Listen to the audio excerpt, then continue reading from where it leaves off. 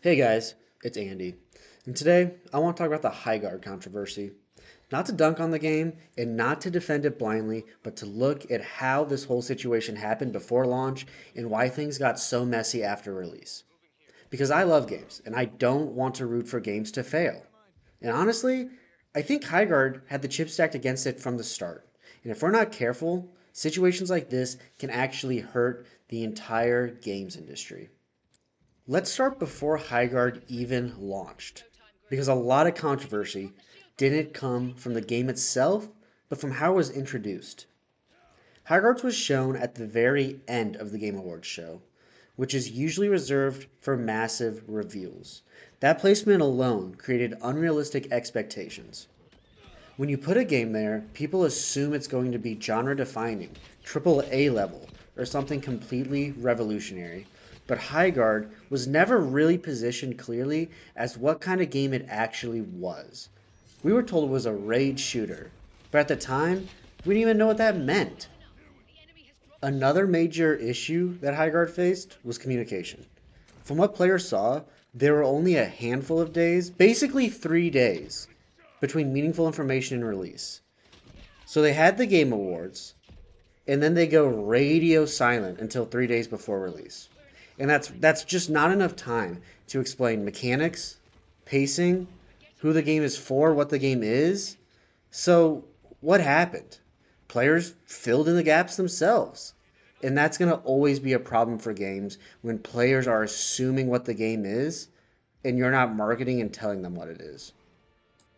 I think players filling in the gaps, what really happened is there was an expectation mismatch. I think some players really thought it was a hero shooter, which I don't think it is. I think some players expected a fast paced action game. Some thought, because of the sieging we saw, maybe it'd be tactical. Some thought it was a roguelike. I saw some people think it was a MOBA. And when people don't know what a game is, they're going to judge it by what they wanted it to be. And I think that was a huge issue here. I don't think it's the player's fault. I do think it was a marketing failure. And I think it would have been better as a shadow drop instead of people seeing it and coming to their own conclusions about what it is.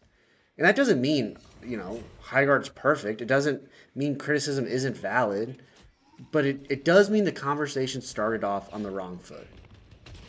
And then we get to around launch time, and I started to see people get a little more excited about it. I started to see, people be ready to jump in, and I couldn't really tell if any of it was genuine. Everyone already knew that there were going to be some people who came in wanting to game to fail. They were gonna probably say bad things about it, no matter how the game really was. And then it came out, and then things escalated quickly. And we have to talk about the reviews on Steam because this is where the nuance really matters. There were valid criticisms, performance issues, bugs, optimization. I think those are absolutely valid reasons to leave a negative review. But there were also, I think, a bunch of problem reviews.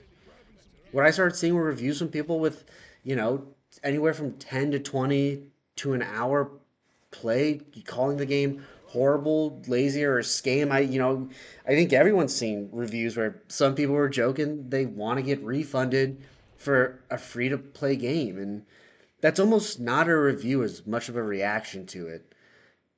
And when that happens at the scale it did, it just turned into review bombing, and whether it was intentional or not. And I think you can kind of see some of those disingenuous reviews if you go out to the Steam page right now.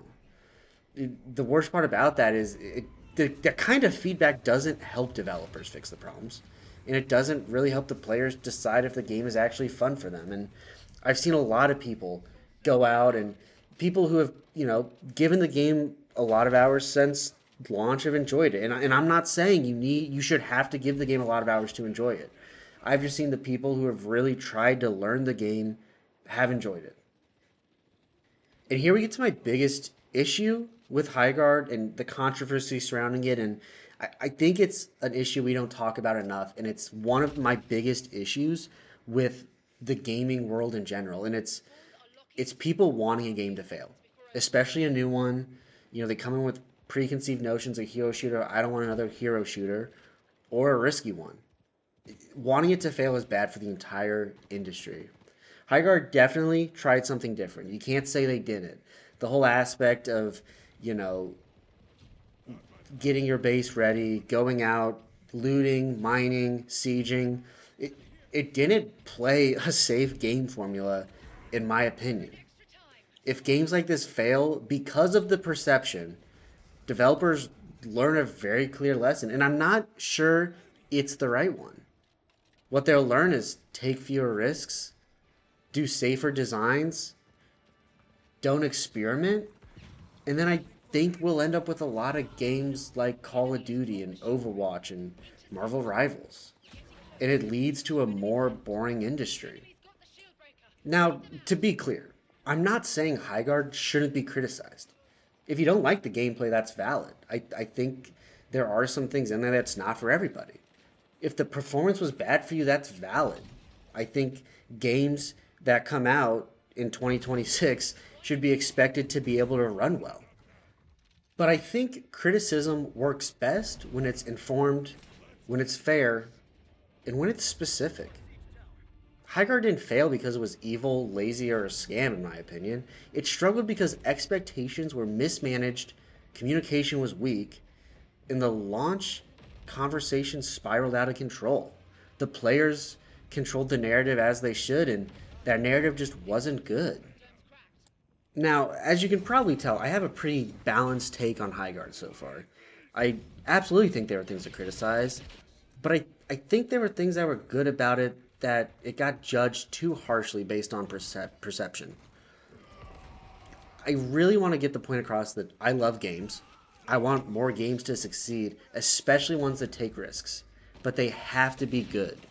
They have to be able to run well. Highguard isn't perfect, but I don't think it deserved the level of hostility it got. But I'm curious to hear what you guys think. Do you think Highguard was judged fairly? Or do you think the criticism was deserved? Let me know in the comments. I want to hear both sides, and I want to let you know about my plans in the future. Next week, I'm going to be able to get out my week review because I want to make sure I give this game a week. There's a patch that came out, I think as I was filming this video, I saw they let out a patch. So a 3-day patch, that's awesome to see that they're, getting feedback and implementing stuff already. I want to play it this weekend, get more hours in, and then I want to give a fair review on what I'm seeing from the game. Thanks, guys. See you in the next one.